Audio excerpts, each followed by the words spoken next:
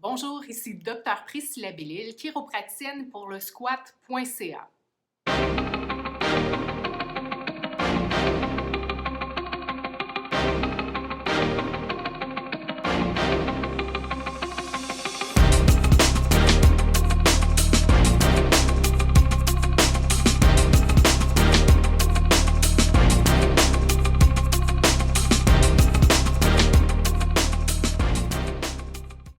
Aujourd'hui, je parle de 3 zones dans lesquelles on peut se situer lorsque l'on court et qui peuvent nous donner des indices où on se situe dans notre potentiel de blessure.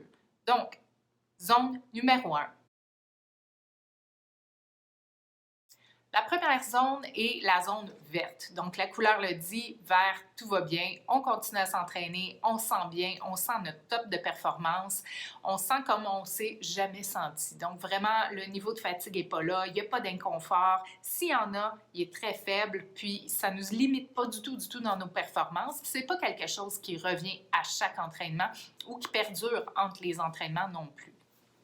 Pour les gens qui sont dans la zone verte, n'hésitez pas à continuer votre entraînement et même vous pouvez vous challenger un petit peu plus dans votre progression de votre volume d'entraînement. Il n'y a pas de risque. Petit conseil, ayez une bonne routine d'entretien, de mobilité pour vous conserver dans cette zone-là.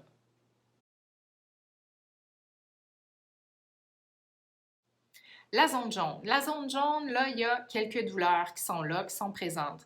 Des douleurs qui peuvent des fois vous incommoder lors de votre entraînement, vos échauffements. Habituellement, ça peut passer et ça nuira pas trop à vos performances, mais c'est des choses qui sont récidivantes. À chaque sortie, ça revient un petit peu, donc des inconforts qui restent là dans le temps. Donc, les inconforts peuvent être présents aussi au repos ou en dehors de votre entraînement, dans vos activités quotidiennes. Ils peuvent commencer à vous limiter un petit peu ou à être dérangeants. Donc, faites très attention dans cette zone-là. Ayez une bonne routine d'entretien, d'automassage pour aller masser la région, quitte à faire quelques minutes à tous les jours pour être certain que la progression s'en aille dans le bon sens. En cas de doute, si vous voyez que la douleur dure plus que 48 heures, c'est rarement seulement un inconfort. Donc, il y a une possibilité de début de blessure. Donc, consultez un professionnel pour être certain de prendre le bon plan de traitement ou d'intervention pour que ça tourne à votre avantage et d'éviter de tomber dans la prochaine zone. Au niveau du volume d'entraînement, stoppez toute progression. Restez au même niveau, quitte à diminuer un petit peu votre volume d'entraînement afin de laisser à votre corps le temps nécessaire pour qu'il puisse récupérer et guérir. La zone rouge, eh bien, là, on parle de blessure. Oui, parce que c'est plus seulement un inconfort, c'est vraiment une douleur qui est là de manière presque constante, qui va vous limiter énormément dans votre quotidien.